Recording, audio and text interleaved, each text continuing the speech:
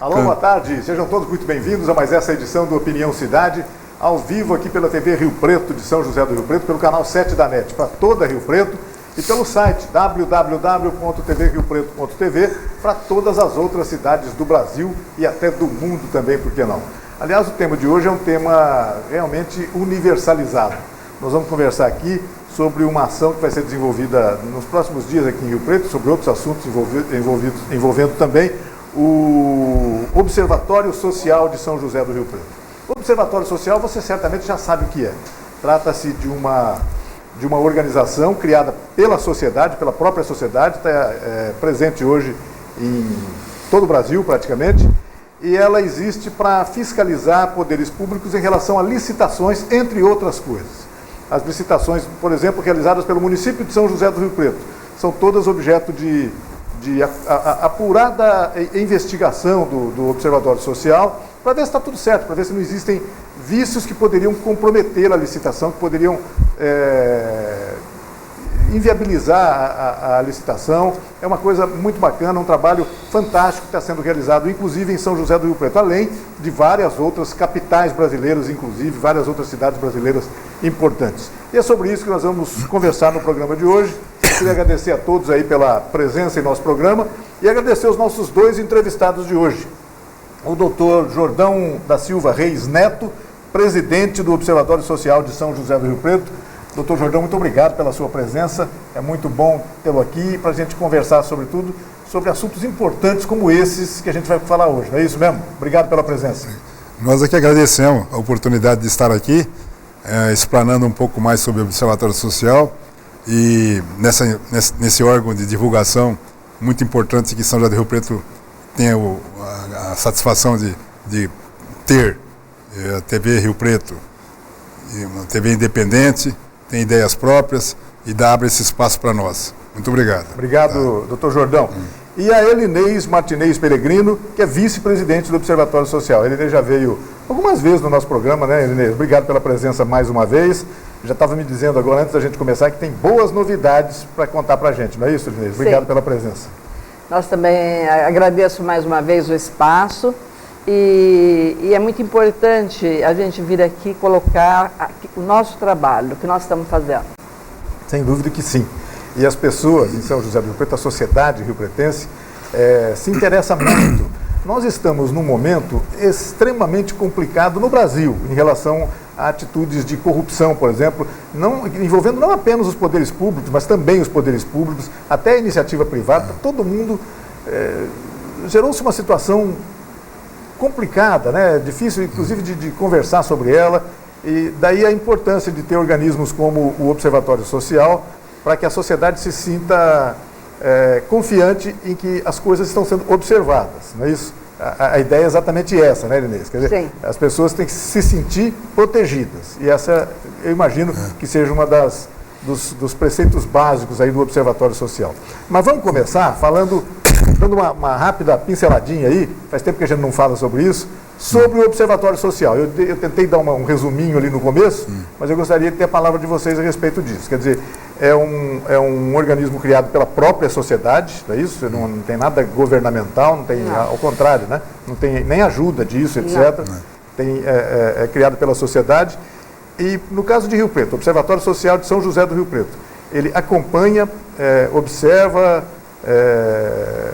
examina com uma lupa, né? Tem até o símbolo do Observatório Social, estão vendo aí na camiseta da Elinês, é uma lupa, demonstrando a importância de se olhar com atenção aquelas, inclusive as letrinhas miúdas dos contratos e etc., assinados pelo poder público. Mas então todas as concorrências realizadas pela Prefeitura Municipal de São José do Rio Preto, Câmara Municipal de São José do Rio Preto, SEMAI, que é um organismo público também que cuida da água em Rio Preto e é o segundo maior orçamento da cidade, né? E isso tudo, todas as concorrências, as licitações abertas por essas instituições são acompanhadas pelo Observatório Social. É isso mesmo? Explica um pouquinho essa mecânica. Você, doutor Jordão, também fique à vontade para falar sobre isso. O que nós nos propomos é fazer a melhor aplicação do dinheiro público, é fazer com que o gestor público encaminhe corretamente aplicação da arrecadação.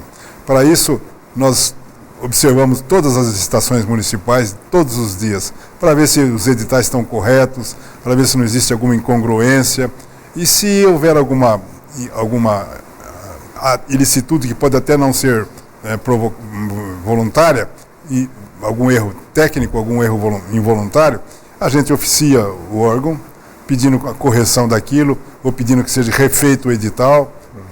E geralmente eles observam e atendem. Se não atenderem, então a gente tem uns outros meios de procurar essa correção. Se o assunto for de vulto para a cidade, a gente procura fazer contato com os vereadores para pedir a correção dessa licitação.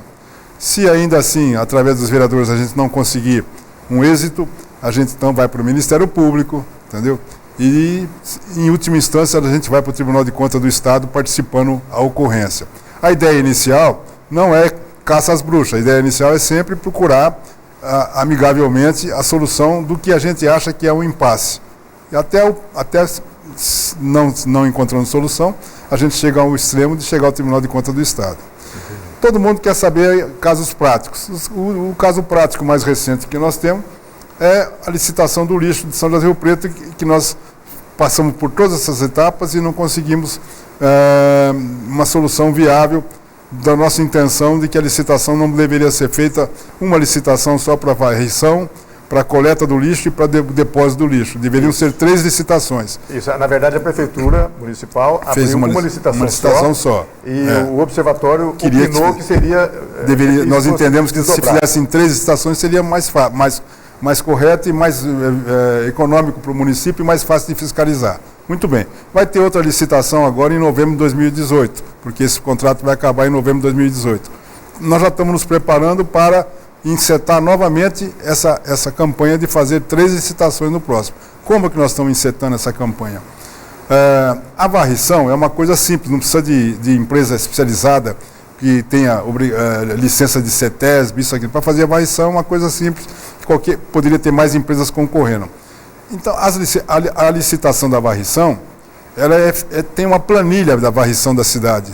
A varrição da cidade é feita através de uma planilha. Rua tal, quantos dias tem que passar naquela rua, quantos garis tem que ir naquela rua, entendeu? Então, nós temos essa planilha, isso é oficial, está no portal de transparência. Nós copiamos essa planilha e damos para os nossos voluntários uma cópia de uma planilha nossa, para que ele, na rua que ele mora ou a rua que ele pretende fiscalizar, ele vê se está de acordo, cumprindo aquela planilha. Isso daí vai nos fornecer dados para que numa próxima licitação a gente possa subsidiar a Prefeitura com esses elementos. Doutor Jordão, o senhor me disse que o Observatório Social tentou, de alguma forma, orientar a Prefeitura, acabou não conseguindo. Sugerir, né? Sugerimos, né? Nós encontramos ressonância só no Tribunal de Contas do Estado, que já oficiou a Prefeitura pedindo algumas informações.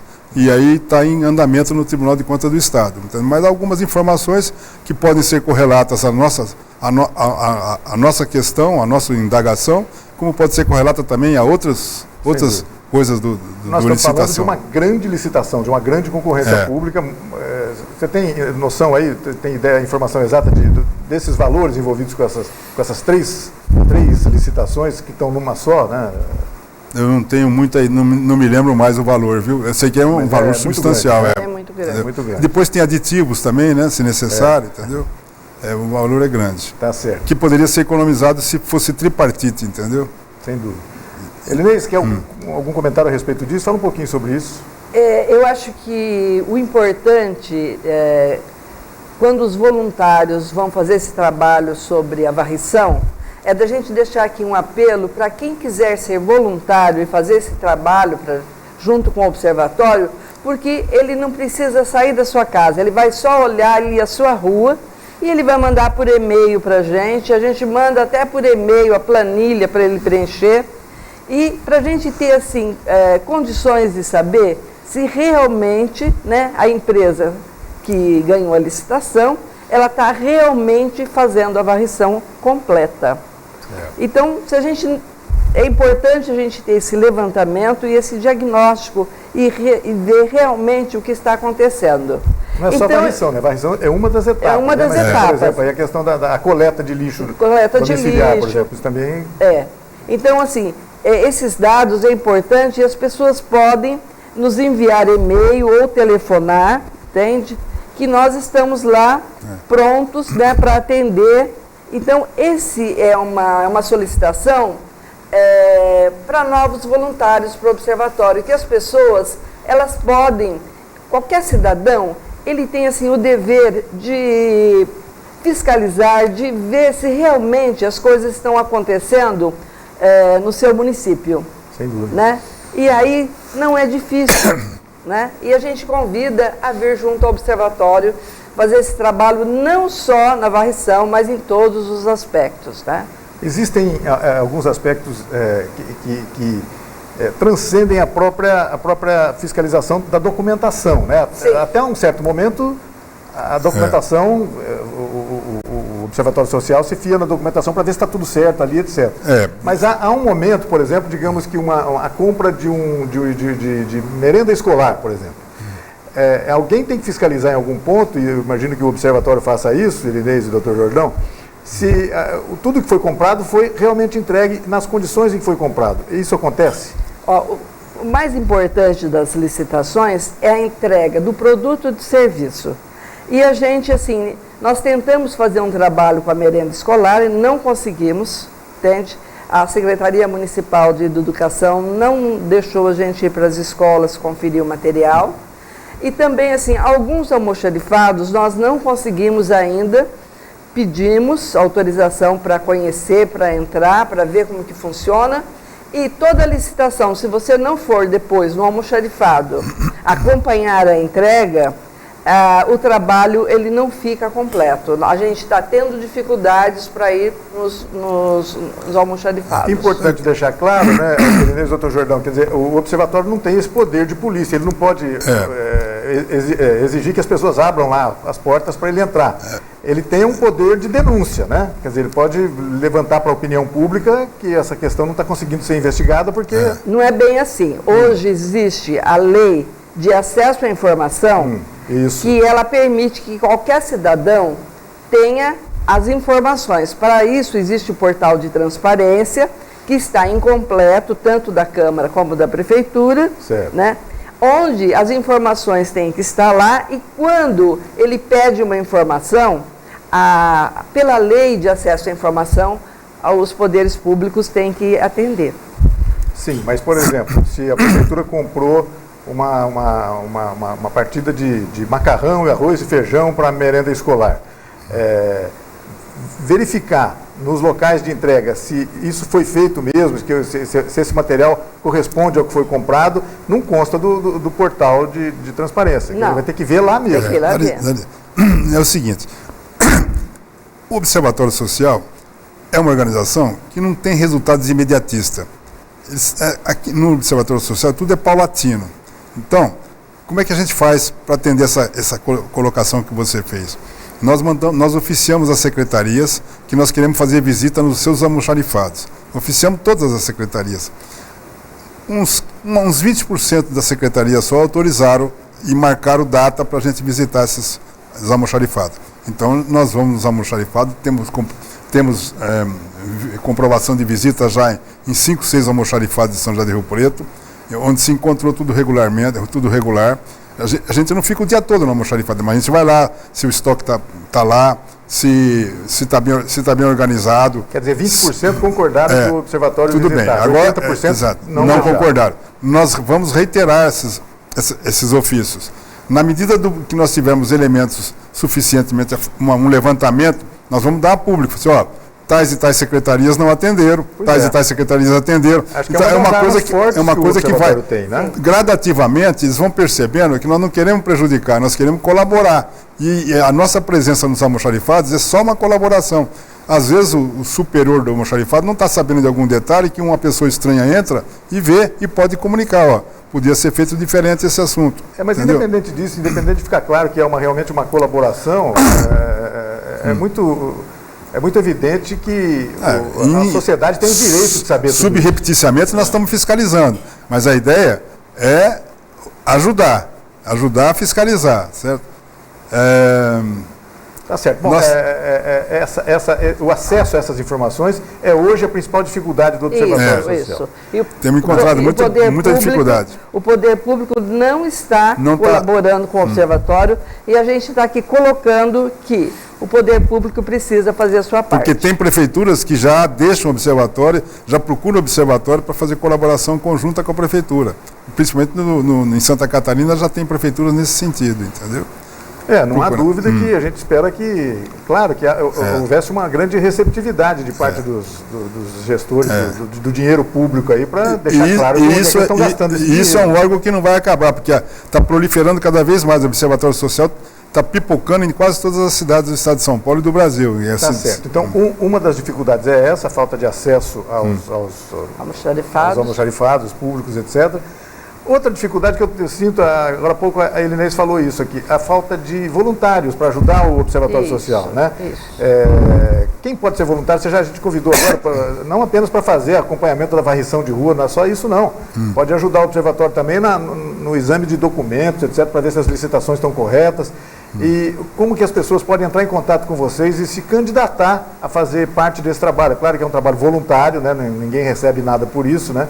Mas é um trabalho importantíssimo, não é isso, Elinês e doutor Jordão? Isso. Então, nós estamos abertos para receber voluntários na Rua Tupi 800, né? E nós precisamos de todo tipo de voluntários. Inclusive, criamos o voluntário virtual, porque nós podemos, depois de um treinamento, mandar as licitações e ele pode ajudar no acompanhamento, aplicando o checklist, fazendo levantamento de preços, se os preços estão corretos. E a gente tem esse trabalho com algumas escolas, inclusive com a Filadélfia Gouveia Neto. Bacana. Né? Então, os alunos têm ajudado em alguma coisa. E qualquer pessoa, e nós precisamos muito, além de voluntários, nós precisamos de mantenedores, porque nós temos estagiários, nós temos toda uma estrutura. Tem um custo ali que tem que ser... Tem um custo, né? Então, nós não recebemos nem um tostão, né? É tudo doação e trabalho voluntário. Então, fica aqui o convite para novos voluntários e novos mantenedores.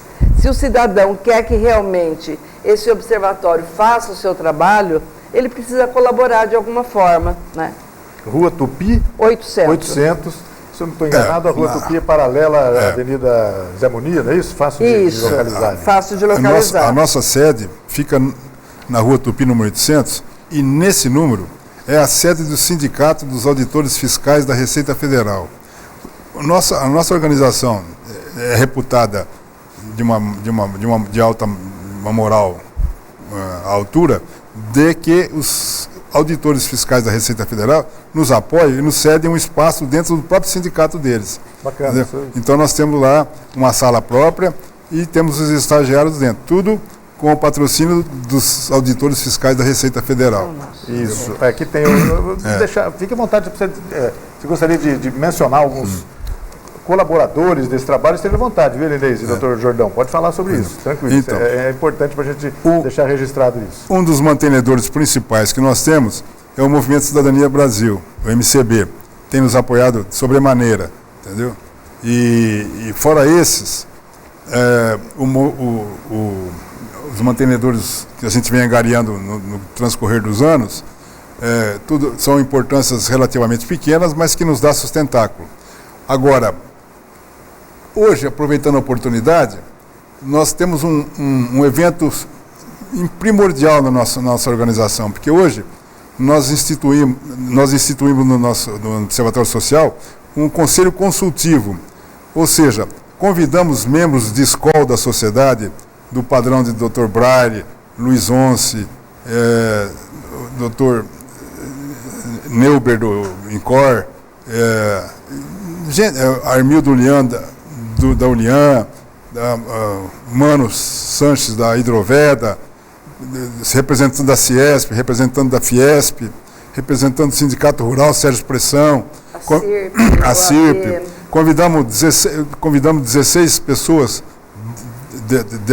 dessa estatura social para fazer parte do Conselho Consultivo nosso, ou seja, um órgão que não é executivo, vai dar sugestões, vai participar de uma maneira mais alta, né, sobre nossas atividades. Entendi. E hoje vai ser a primeira reunião deles, que eles vão se formatar entre eles vão nomear um presidente entre eles, um secretário, e vão fazer uma pauta de atividade deles dentro do nosso conselho, do nosso observatório. Então hoje é importantíssimo para nós vamos contar com um órgão a mais, além dos voluntários e dos mantenedores, vamos contar com esse órgão de conselho consultivo, que vai nos dar uma estatura maior. Bacana, entendeu? Isso é importante.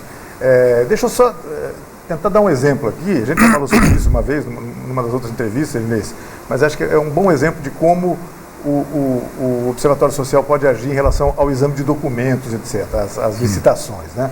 Por exemplo, uma licitação que determine que pode se candidatar a compra daquele serviço ou daquele produto a empresas que façam isso e aquilo. Acaba limitando a atuação das empresas candidatas a 2 ou 3 especialidades delas, etc. De repente isso pode representar um vício no edital, não é isso? E o observatório está atento em relação a isso. Nesse caso, isso é alertado para que o edital seja alterado. A ideia é essa.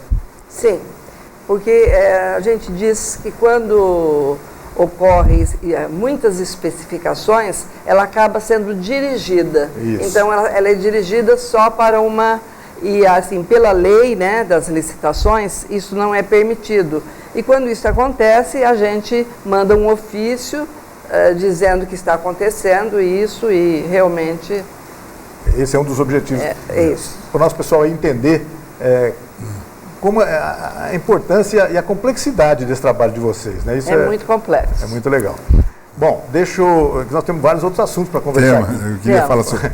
Demos até uma palhinha aqui sobre o trabalho do Observatório Social, mas nós temos outros assuntos aqui. Eu gostaria de convidá-los para começar a falar sobre isso. Por exemplo, o Observatório Social de São José do Rio Preto vai realizar agora, dias 15 e 22 de fevereiro, 2 segundas-feiras, dentro do recinto do Sindifisco, né, com carga horária de 4 horas, um curso de Noções Gerais de Direito Ambiental. O curso será gratuito e fornecerá certificado. Será ministrado pelo professor Luiz Carlos de Moraes, né, um renomado procurador da Fazenda Nacional, que foi inclusive convocado pela Câmara Federal para colaborar na redação do novo Código Florestal Brasileiro. Então, uma pessoa muito enfronhada nessa questão toda e que vai falar um pouco sobre noções gerais de direito ambiental. Gostaria que vocês falassem sobre isso. Qual é o objetivo desse curso? Quer dizer, quem pode fazer o curso, quem deve fazer o curso, a quem interessa fazer esse curso, e por que o Observatório Social está abrindo as suas atividades para não apenas fiscalizar licitações, né? Mas, na verdade, noções gerais de interesse da comunidade. Fala um pouco sobre isso. O Observatório Social, ele tem que apresentar serviço, produzir. Uma das formas de produzir, de apresentar produção para a comunidade, capacitar a comunidade para se ajustar aonde está sendo aplicados os recursos públicos. Legal. Nós já fizemos anteriormente um curso sobre licitação. Esse curso sobre licitação foi até mais longo e teve uma clientela boa, passou de 40 a 50 alunos e foram por 2 semanas, entendeu? Teve muito êxito. E agora estamos fazendo esse curso de noções de direito ambiental.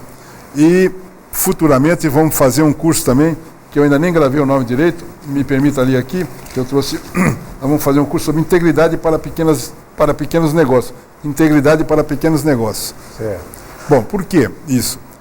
Porque, primeiro que assuntos do momento, Código Florestal é um assunto do momento, que ainda não está bem aceito pela população, porque ele parece ser muito ruralista, defender muito os interesses dos ruralistas. Mas o direito ambiental vai muito além disso, né? Vai bem além da...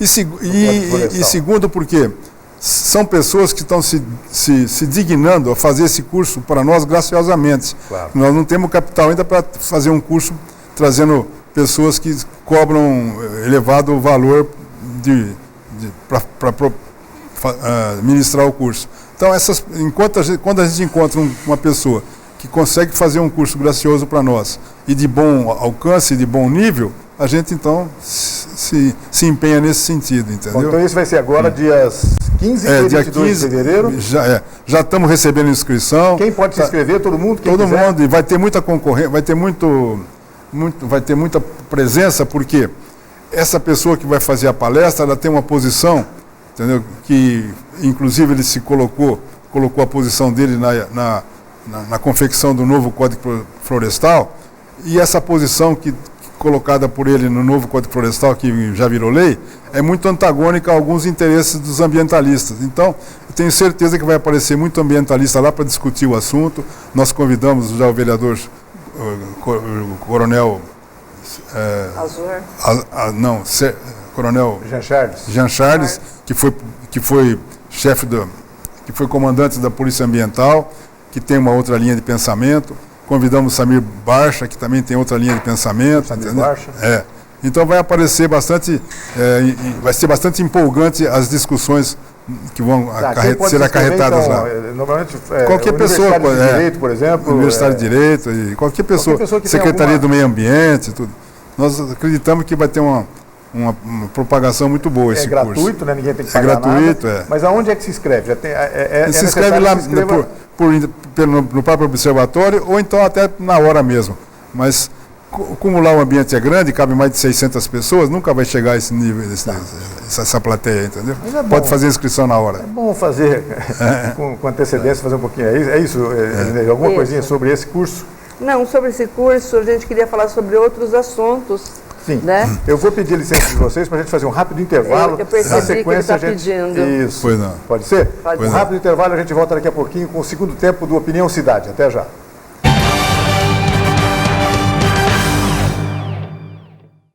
Minha casa é meu canto, tem minha cara, tem meu jeito. Minha vida tá bacana, sinto orgulho aqui no peito.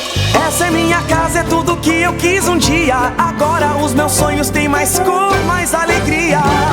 Meu futuro vai ser melhor, já dá pra ver. O programa Minha Casa Minha Vida não para. Só aqui em São Paulo já foram milhares de moradias entregues. E se tem melhoria para a vida dos brasileiros, tem Caixa. É o governo federal trabalhando para o Brasil avançar. A AmplitudeNet é uma empresa dinâmica e arrojada capaz de oferecer soluções completas e inovadoras nos segmentos de informática, telecomunicações, segurança e tecnologia da informação. AmplitudeNet, o melhor da tecnologia em um só lugar.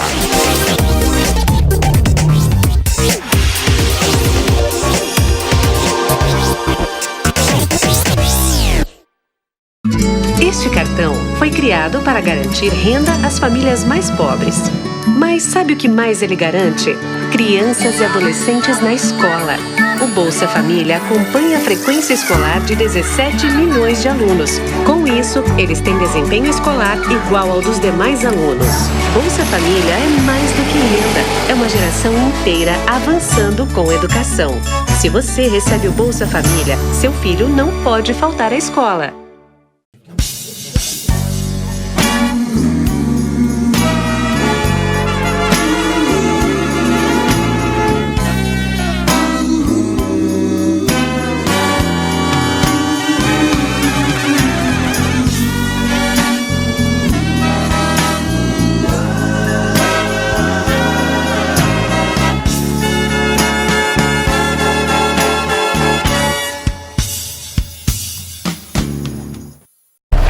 Quem me vê correndo assim, nem imagina que eu já tive tuberculose. Mas eu venci a doença e qualquer pessoa pode vencer. Se você tosse por mais de 3 semanas, procure a unidade de saúde do SUS e faça o teste grátis. O tratamento também é gratuito, não pode ser interrompido. Vai por mim. Tuberculose existe, mas tem cura. Apoie quem tem a doença. Ninguém merece perder o fôlego por causa dela. Garantir o futuro e tudo o que você já conquistou. É isso que o Brasil está fazendo, ajustando gastos para avançar em áreas essenciais, como a produção de alimentos. Este ano, estamos investindo mais de 180 bilhões em crédito para o produtor rural, para aumentar a produção e garantir alimentos de qualidade, com preço justo para todos. Quer mais? Mamãe, tem mais? Ministério da Agricultura, Governo Federal. Não quero mais.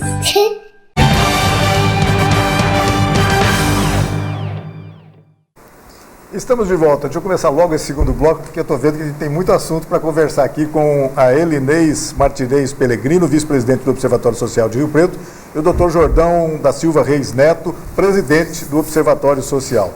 A Elinês estava nos dizendo agora, durante o intervalo, que tem algumas novidades, inclusive envolvendo a participação da sociedade, como fiscal, etc., nessa atividade toda. Fala um pouquinho sobre isso. Quais são essas novidades do Observatório Social, Elinês, por favor?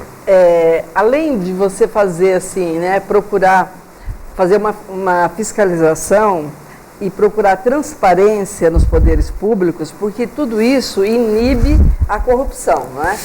Então, uma das preocupações do brasileiro hoje, né, todo cidadão, é sobre a corrupção. E o Observatório ele faz várias coisas trabalhando, né, para diminuir a corrupção. A gente faz um trabalho nas escolas, porque não basta você fazer o trabalho com as licitações. Nós temos que mudar a postura do cidadão. Ele tem que saber os seus direitos, os seus deveres, né? E a gente trabalha muito isso nas escolas. E esse ano a gente tem duas novidades, que é o concurso Entidade Cidadã. Então, assim, nós temos um número grande de entidades em Rio Preto que faz o trabalho do bem e são cidadãs. E a gente quer fazer um concurso, primeiro, para escolher as melhores. São entidades dessas conhecidas da cidade aí. Isso. Filantrópicas ou não. Isso. Todo mundo entra nesse. Isso. E tem muitas entidades que fazem um trabalho maravilhoso e ninguém conhece. Então, sim, o objetivo é dar visibilidade para as entidades e também mostrar o que está sendo feito em Rio Preto e onde você pode colaborar, né? Além disso, a gente também tem uma campanha que vai ser Cidadão Fiscal, né? O que eu posso, como cidadão, acompanhar e fiscalizar? Nós já falamos aqui que você pode ser um voluntário, você pode ser um voluntário virtual, você pode colaborar olhando o seu bairro, né? E a gente está assim, nós vamos fazer uma reunião com as sociedades de bairro, né? Mostrando como que eles podem ser um cidadão consciente, um cidadão fiscal e como eles podem estar colaborando com o Observatório. E como é um ano eleitoral, a gente vai trabalhar muito o voto consciente, né? Sem dúvida. Como que as pessoas, né, elas têm que começar a discutir e procurar conhecer muito bem o seu candidato. Escolher bem o candidato é matar a corrupção no ninho, né? Isso. E para isso você tem que ver o passado desse candidato. E alguns têm ficha suja, né? Então nós temos que verificar se ele realmente tem ficha limpa, como que esse candidato vai se comportar, né, futuramente. Bacana isso, E ainda nós vamos fazer, só mais uma coisinha, claro. Nós vamos fazer junto com a sociedade, né, aquela carta com todas as exigências para ser um bom prefeito ou um bom vereador, e a gente vai entregar para os futuros candidatos. Tá, já uma espécie de um compromisso com eles, né? Isso. Mas o doutor Jordão estava nos dizendo agora que existe uma proposta no Conselho Consultivo. O Conselho Consultivo tem a sua primeira reunião hoje, né, você estava me dizendo. Mas já há uma proposta de tentar tornar visível os candidatos, possíveis candidatos que estejam inelegíveis por qualquer problema, que não sejam ficha limpa. É isso mesmo, doutor? Isso ainda depende do Conselho não é tornar legível propriamente o nome deles, mas tornar legível a ideia de que os vereadores que tiverem condenados ou com processo não poderão ser candidatos. E alguns já estão fazendo campanha, entendeu? Certo. Então a ideia vai dizer renovar a Câmara, inibindo que esses vereadores que estejam em curso nessa nova lei, entendeu? Da ficha limpa, se candidatem. Entendeu? Isso deve ser feito, porque nós estamos num ano eleitoral. Exato. Daqui mais 2 ou 3 meses a campanha começa. Exato. E mas, quando é que deve começar esse trabalho todo? Na verdade já tem já tem uma propaganda subreptícia na cidade, né? Sim. Dos candidatos. E acho que todos até vão ser candidatos. Então a ideia é cercear um pouco, limitar um pouco essa possibilidade de todos se reelegerem, entendeu? É bom renovação, sempre é bom renovação, né? Isso aí é mais um papel do Observatório Social, né? Exato. Quer dizer, bacana isso. Ajudar a sociedade civil a entender esse processo que é complicado, um processo bem complicado. Nem todo mundo tem acesso a essas informações sobre quem pode ser candidato, quem não pode, quem é ficha limpa, quem é ficha suja. Eles mesmos, os próprios candidatos, têm algumas divergências em relação a isso. E imagina a população, então. Exato, que não está bem definido ainda, exatamente. Né? Agora, importante também deixar aqui noticiado que os observatórios sociais do Brasil todos vão se reunir em março, em Curitiba, no Encontro Nacional de Observatórios Sociais. A Elinês vai representar a gente lá e pode comentar mais alguma coisa. Vamos fazer a organização vai fazer um projeto, tipo um estatuto único, entendeu? Ela está mais à par, pode esclarecer. Vamos lá, Elinês, isso tem a ver com o ano eleitoral que nós estamos vivendo? Não. Todo ano nós temos um encontro, né, de todos os observatórios, e hoje a gente tem mais de 120 observatórios no Brasil, em quase todos os estados. E a gente tem, assim, o OS do Brasil, o Observatório Social do Brasil, ele coordena a todos, é uma rede, né? E ele faz esse trabalho de coordenação entre todos os observatórios. E a gente tem uma padronização, a gente tem alguns materiais, alguns software, alguns sistemas elaborados pelo Observatório Social do Brasil e todos os observatórios usam. E nesse grande encontro, a gente faz assim uma troca de boas práticas. Aquilo que deu certo em Rio Preto, que funcionou no meu observatório, eu levo como boa prática. E eu levo também todo esse espaço que a mídia nos deu. Então, esse espaço aqui, essa entrevista, vai estar ali para os outros observatórios observarem e dizer, olha, eles conseguiram esse espaço na mídia, fizeram esse trabalho na mídia. Então, a gente... E como os observatórios estão crescendo, todos os municípios estão querendo, porque é uma forma de você ter um instrumento, né? Claro. De transparência e para coibir os pequenos erros, as pequenas corrupções que ocorrem, nós vamos ter, assim, essa criação de novos observatórios já dentro da padronização, dentro desse estatuto, dentro dessa organização. Nós temos, já aconteceu e está sendo coibidos, a criação de observatórios piratas. Por exemplo, tem um prefeito que ele vai lá e ele cria um observatório. E ele diz assim, olha, eu estou... E aí, esse observatório não faz nada corretamente. Imagino, né? Então, nós vamos coibir esses observatórios piratas. Né? Claro, sem dúvida. Que bacana isso, que bacana o crescimento disso, Isso. Logo, logo vai estar presente em todas as grandes cidades brasileiras e nas pequenas também. O sonho é em 5 mil ou mais, né, municípios que nós temos.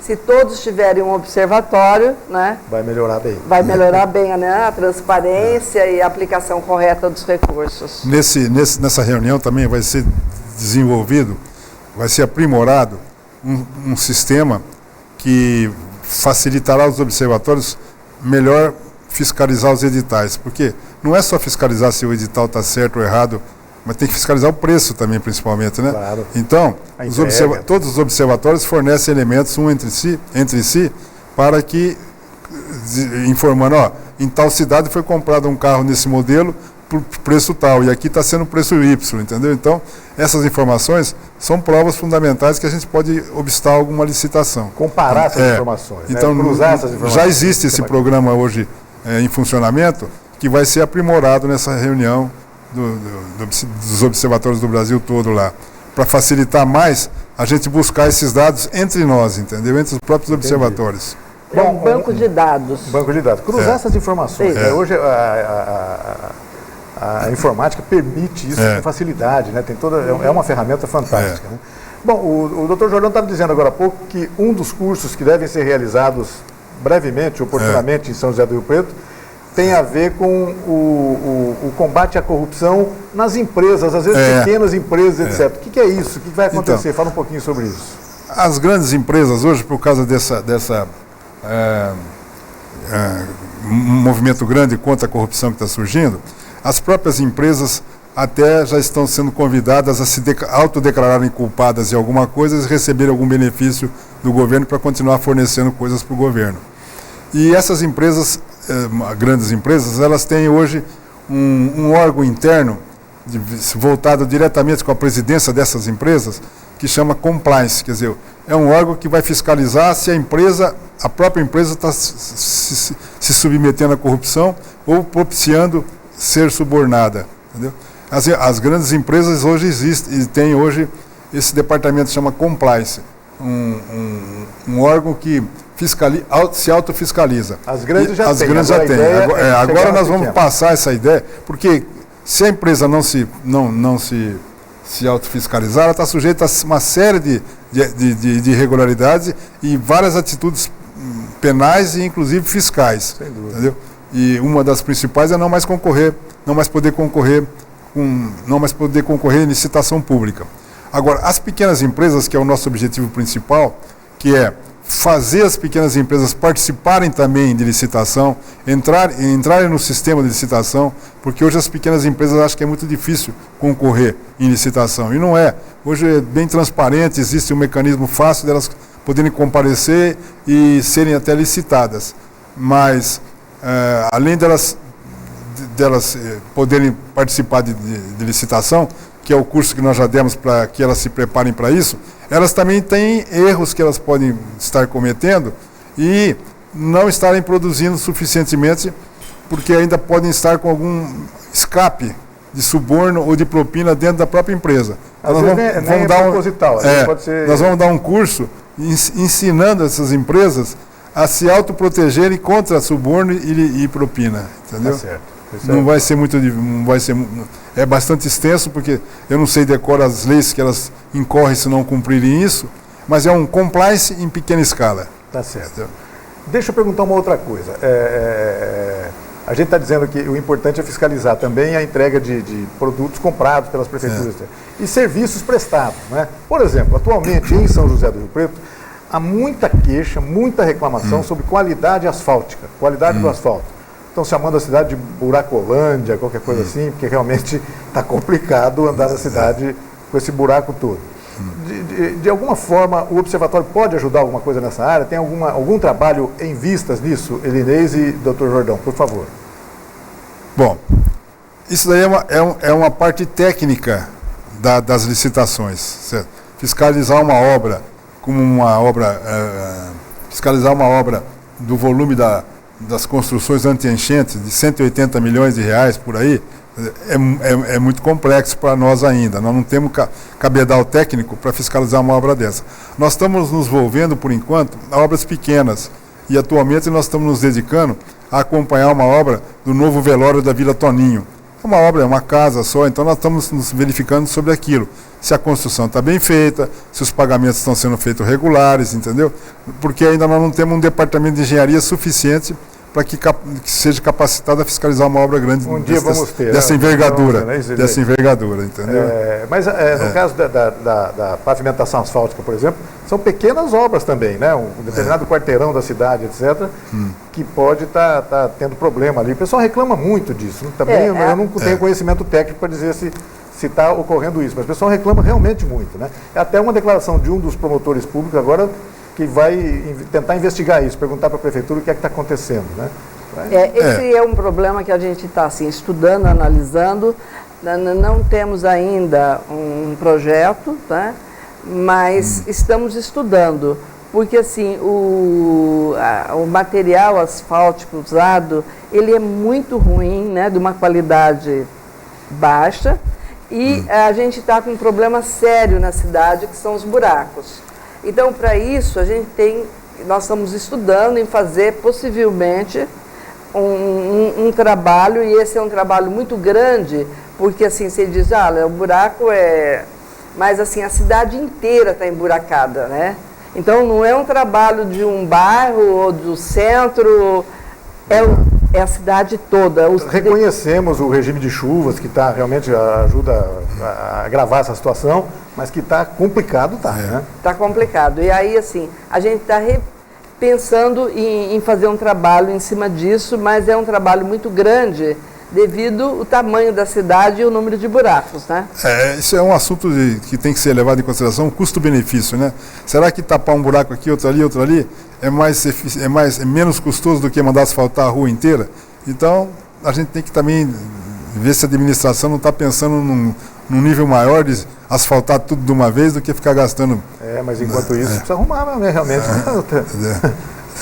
Relação custo-benefício é um negócio complicado também. Não há dúvida que sim. Tá certo. Elinês, o que mais você tinha falado? Tinha um monte de coisa para falar? Vamos lá. Vamos lá falar. Por favor. Então, dentro desse trabalho, né, contra a corrupção, nós fizemos o ano passado e vamos continuar esse ano.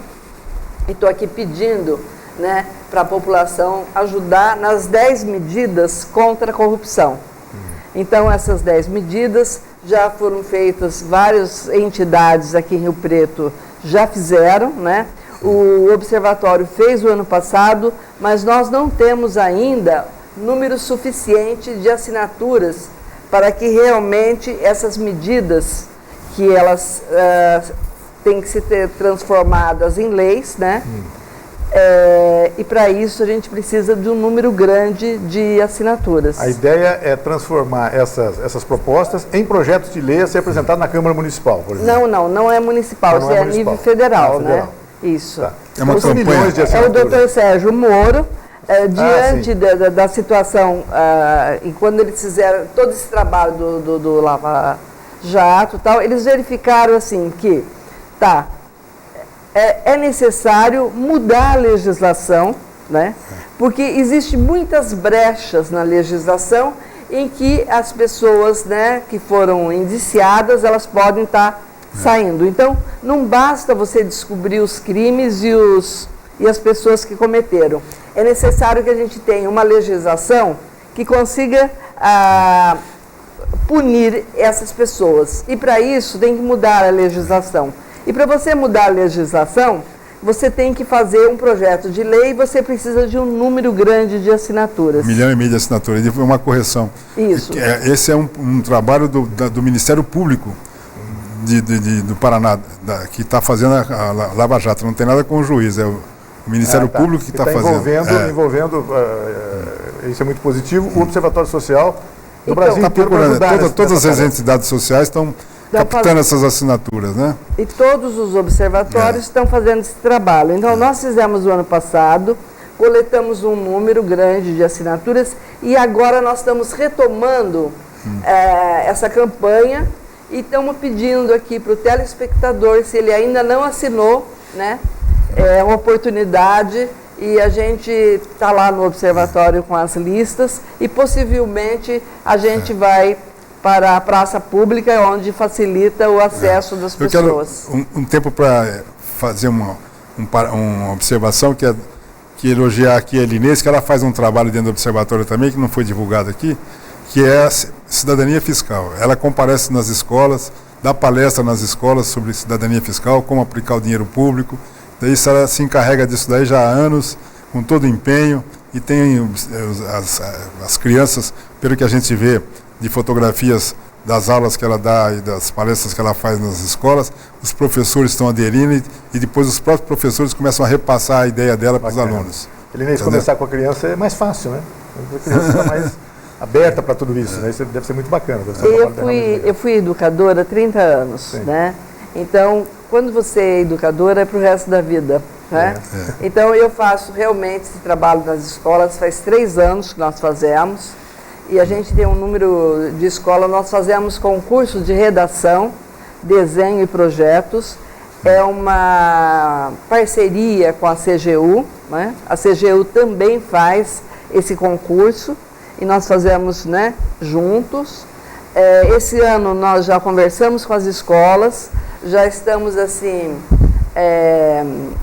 com compromisso, né, com a direção, com os coordenadores, professores, já alinhavado, e já vamos iniciar esse mês de fevereiro as palestras, os debates nas escolas. O ano passado nós trabalhamos com o tema Pequenas Corrupções, Diga Não, para mudar essa postura do aluno, em que ele vai começar a aprender que aquele objeto que não é dele, ele não pode pegar, que ele não pode furar a fila da cantina escolar, que ele tem que colocar o lixo no lugar certo. Então, pequenas coisas erradas que começam ali desde o... Vão se tornando grandes daqui a pouco. Grandes, né? Quando ele chega lá em cima, ele é um governador, um prefeito, um vereador, para ele aquilo lá é normal, porque a vida toda ele fez, né? Então, esse é um trabalho que a gente está fazendo de conscientização. Nós trabalhamos desde o ensino fundamental, que é os pequenininhos, o Fundamental 2, o ensino médio e as universidades. Então, nós já fizemos esse trabalho com quase todas as universidades aqui em Rio Preto. Que bacana, parabéns pelo trabalho. Essa questão de educação é tudo, né? Sem isso não tem, aí a gente não vai ter chance nenhuma. Mas eu queria agradecer muito a presença de vocês, a participação de vocês em nosso programa, convidá-los a voltar outras vezes aqui no Opinião Cidade, para tratar desse assunto e de outros, dessas novidades todas que vocês trouxeram hoje para a gente e que são sempre muito importantes. Eu queria que você destacasse para os seus telespectadores que nós estamos abertos para receber voluntários lá, viu? Pois é, nós falamos aqui, vamos reforçar, não é isso, Inês? As pessoas podem procurar o Observatório Social na Rua Tupi 800. A Rua Tupi, ela é paralela à Avenida José Munia. Muito fácil. Atrás do St. Paul Hotel. Isso, exatamente. É fácil de localizar. Então, muito obrigado pela presença de vocês. Obrigado. Voltem sempre, ok? Obrigado. Então, a gente agradece muito esse espaço, né? E estamos aqui toda vez que você convidar. Combinado. Obrigado, doutor. Obrigado. Obrigado. E nós agradecemos a você também que nos acompanhou em casa em mais essa edição do Opinião Cidade. Desde já deixando o convidado a estar conosco novamente amanhã, a partir do meio-dia, aqui na TV Rio Preto. Até lá, um forte abraço a todos. Tchau, pessoal.